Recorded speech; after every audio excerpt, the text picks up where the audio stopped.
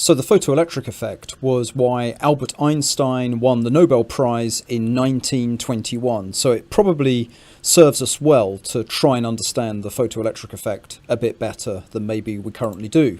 Let's start out then by looking at this diagram here, where what we're seeing here is light coming in onto some surface of, for example, some metal. It could be sodium, lithium, gold, just to give examples there. And what happens with the photoelectric effect is that all we have is light coming in and then electrons are given off. Now, other ways more conventionally of releasing electrons from surfaces might be, for example, heating a surface to get thermionic emission of electrons or bombarding the surface with ions.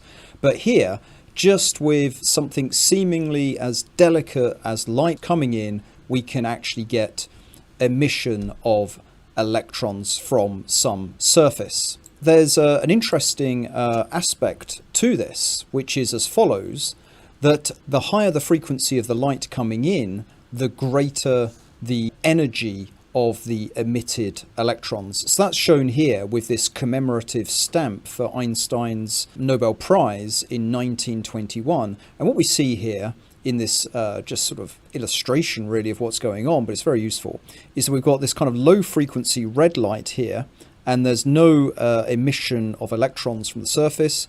Whereas when we go up through yellow to green to blue, we can see now that with the blue light coming in here, we do have emission of electrons. And also the color of the light gives rise to the amount of, corresponds with the amount of energy of the emitted electrons. So here then we see blue light giving this very large velocity vector here, whereas orange light here just gives us this much smaller velocity of the emitted electron.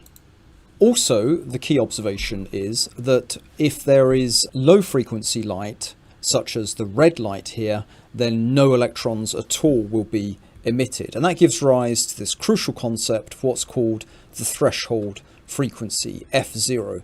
Below that, there is no photoelectric effect. Above it, there is a photoelectric effect. And that threshold frequency, F0, depends on the particular surface that we are irradiating with light.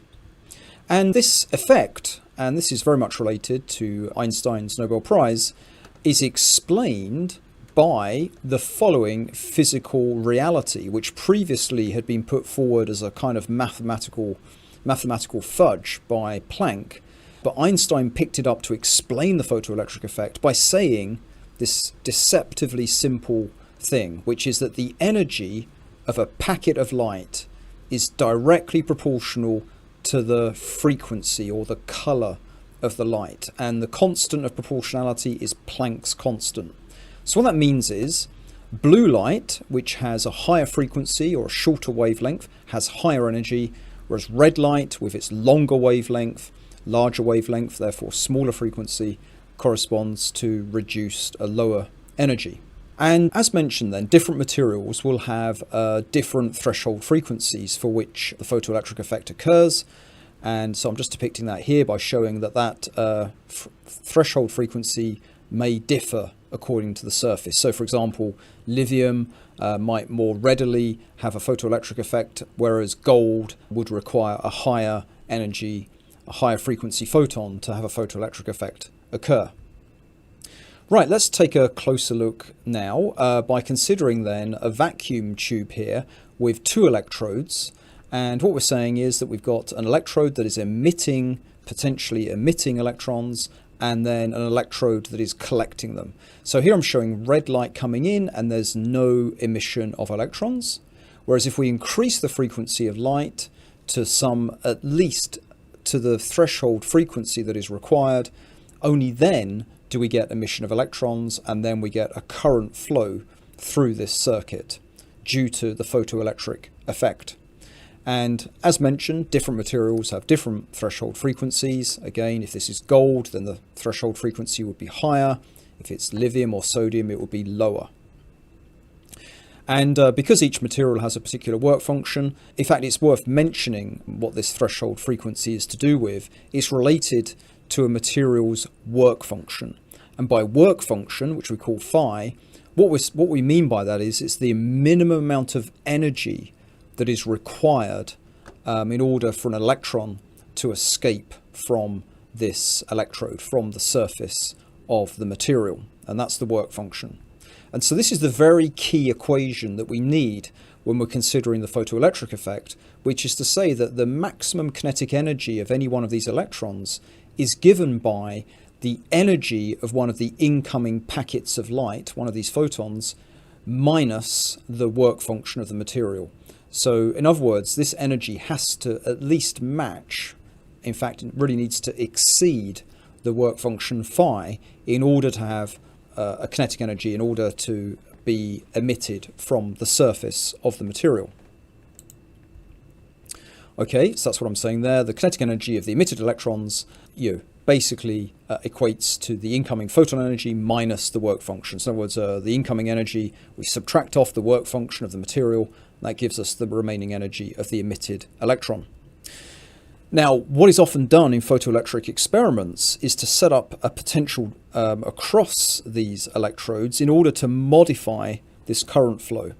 So I'll explain that in more detail in the coming slides, but just to first note that if we don't have this extra circuit, if we just have the original circuit, just a note, conventional current flow goes in the direction of a positive charge, and because the electrons are going from left to right, therefore the conventional current flow is actually going in the opposite direction to that. So through this tube here, it will be going from right to left, and those black arrows indicate the conventional current flow. And then what we can do with this extra circuit is apply an additional voltage to either assist the electron flow across this gap or to oppose the flow. And that will allow us to investigate not just the material, the work function of the material here, but also will allow us to even estimate Planck's constant, one of those physical constants that's really key in quantum mechanics. Okay, so as I say here, we can measure the work function by finding out what is the potential difference to apply across here to stop the current flow. And that's going to be a very crucial calculation that we'll be looking at as we go on in this presentation. Right, let's change this to a different kind of schematic now. So if you'll allow me to change to this particular diagram here, again, got an example here of blue light coming in and electrons, photoelectrons being emitted from the emitter electrode and being collected by the collector electrode. And the conventional current flow then is going downwards then if the electrons are going upwards in this figure.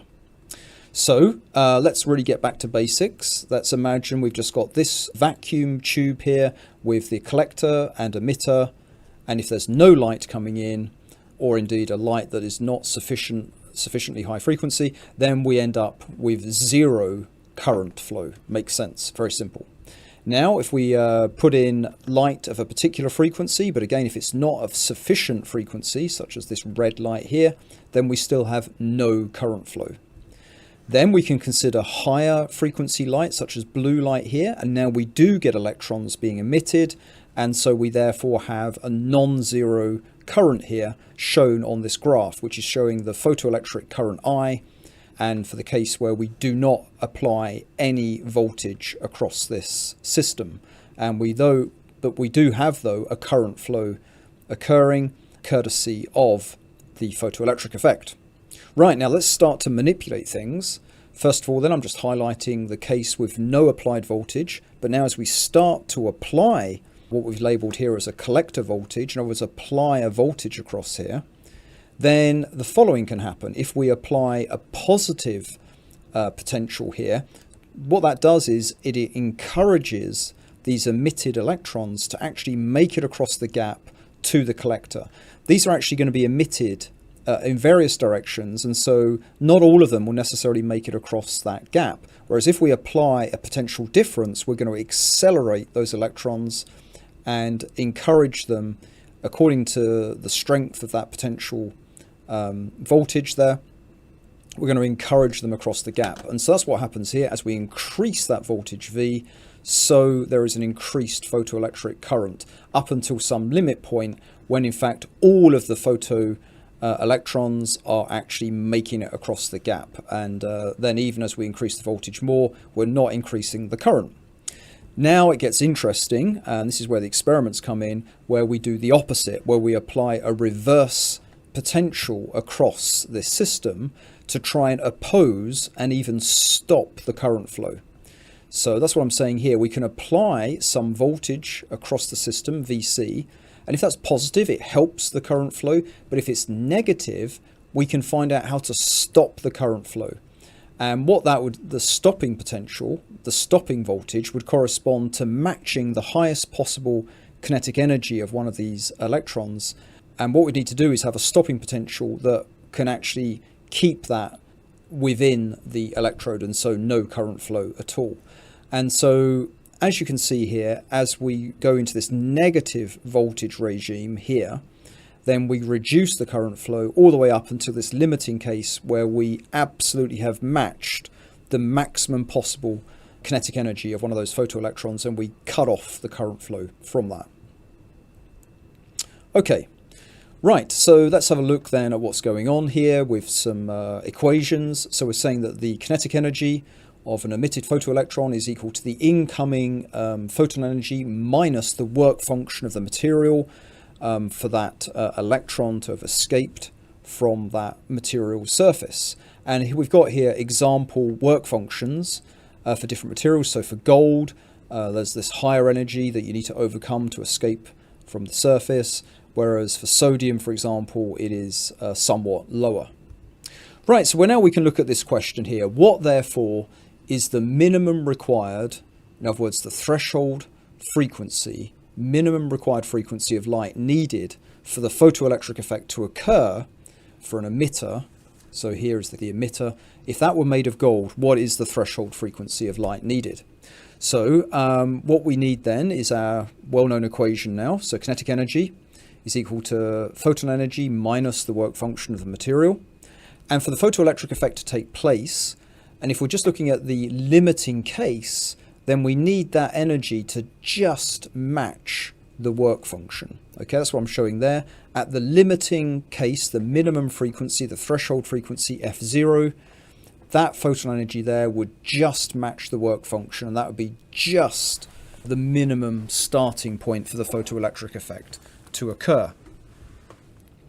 And so therefore we could still also associate that with a stopping potential by saying, well, okay, to stop that current flow, we would need to set up a potential difference even for these just minimally released electrons. Then we would need to equate that photon energy, that work function, with the corresponding stopping potential for that very limited case. Okay, so EV0 is the potential energy of an electron when exposed to a potential difference of V0. So what we're doing then is saying that that needs to match the energy of the minimal energy corresponding to the threshold frequency. We can rearrange that to solve for the threshold frequency F0, and that's the result given there. And of course that could all be calculated using well-known fundamental physical constants, the charge of the electron and Planck's constant. And so we'd typically expect values around about 10 to the 14 hertz. Depends, of course, on the necessary stopping potential that is found for that particular material. Okay, so now we could look at what would the stopping potential be for a given frequency of incoming light. So as we know, for frequencies, for photon frequencies, light frequencies greater than the minimum threshold frequency, we would get a corresponding increase in the kinetic energy of the emitted electrons. So the kinetic energy of the released electrons is the photon energy HF, losing the energy needed to overcome the work function of the material. So it's the residual left behind is the kinetic energy of the electrons. Now, if we want to stop the photoelectric effect, then we need to match that kinetic energy using a stopping potential. So the stopping potential energy needs to correspond and match the maximum kinetic energy of one of those released electrons.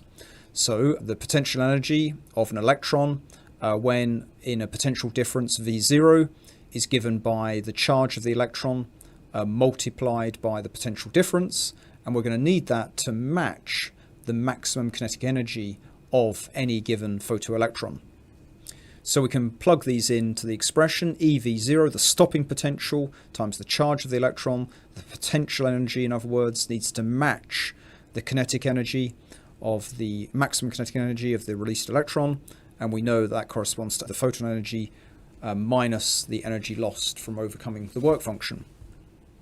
So if we rearrange that equation, so V0, we're just dividing here by E, so divide all of this by E, and we have V0 is H over E times F minus phi over E. And we've got this nice, simple linear equation where we've got the frequency, independent variable here, a constant here, a ratio of constants being the gradient, and a ratio of constants being the intercept, and then we can measure some stopping potential V0 for that given frequency of light.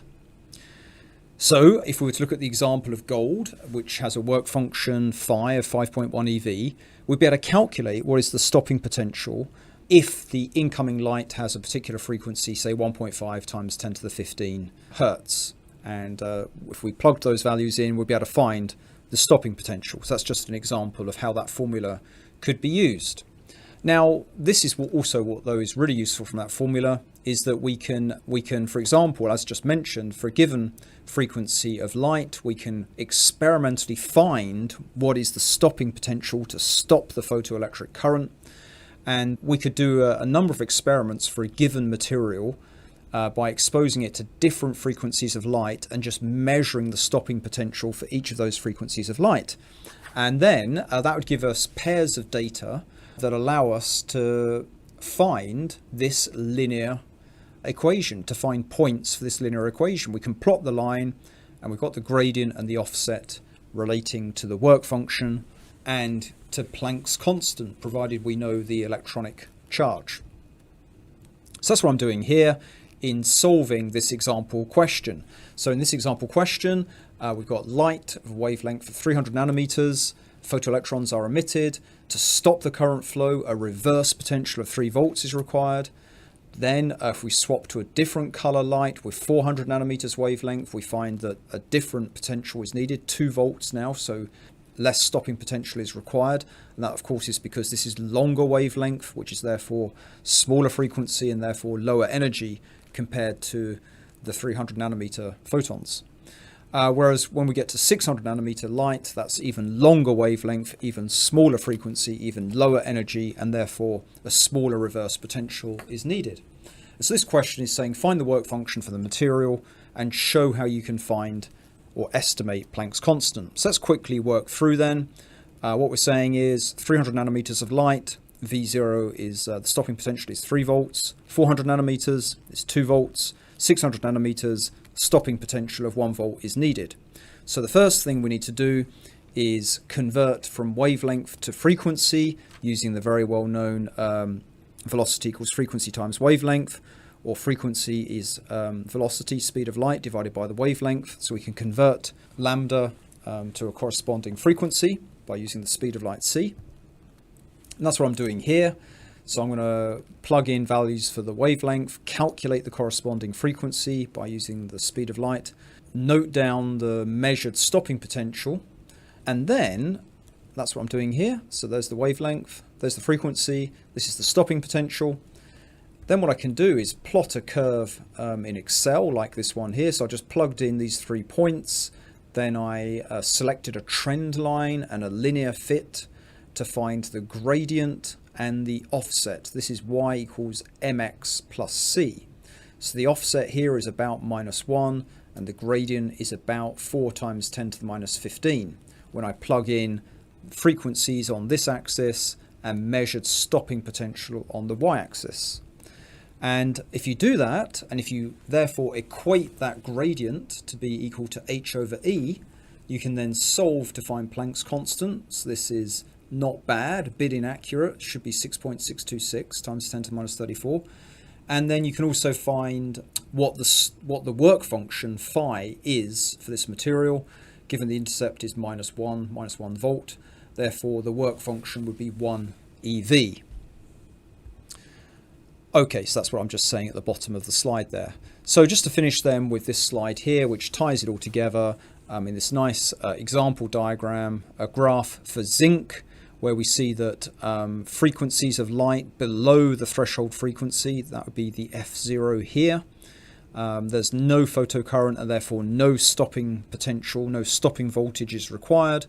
Whereas for higher frequency light, probably well into the ultraviolet and beyond maybe here, I'm just speculating, but these higher frequencies of electromagnetic radiation or photons, it is necessary for zinc to have a stopping potential in order to stop the photoelectric effect. And so we can measure V0 for a number of different frequencies, and then we can figure out this line, extrapolate it back to the y-axis here to find an intercept point, and that's going to be equal to the phi over E intercept constant. And so we can calculate the work function for this particular material.